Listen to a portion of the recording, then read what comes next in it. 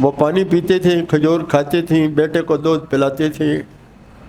جب ماں کے لیے بھی پانی ختم ہو گیا اور کھجور ختم ہو گئی، چھاتی خشک ہو گئی، تو بچہ رو رہا ہے اور روتے روتے حالت موت کی سی محسوس ہونے لگی، حالت خشک ہو گیا، آنسو بہ بہ کے بچے کے رو کے گلا خشک ہو گیا۔ سوچا یہاں بیٹھی کیا کروں گی، چلو چلتی ہوں، پہاڑی کے اوپر دیکھتی ہوں دائیں بائیں کوئی نظر آ جائے۔ صفا پہ جاتی ہیں، مروہ پہ جاتی ہیں، پھر صفا پہ آتی ہیں۔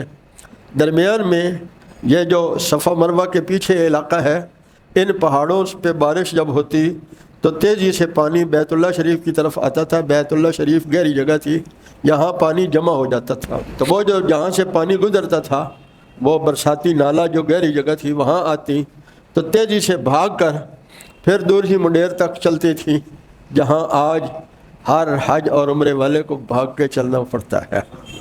ہمارے ایک بزرگ مولانا شہید خان صاحب رحمۃ اللہ علیہ فرما رہے تھے، ہر قدم پر 5 لاکھ نیکیاں ملتی ہیں۔ اللہ اکبر۔ تو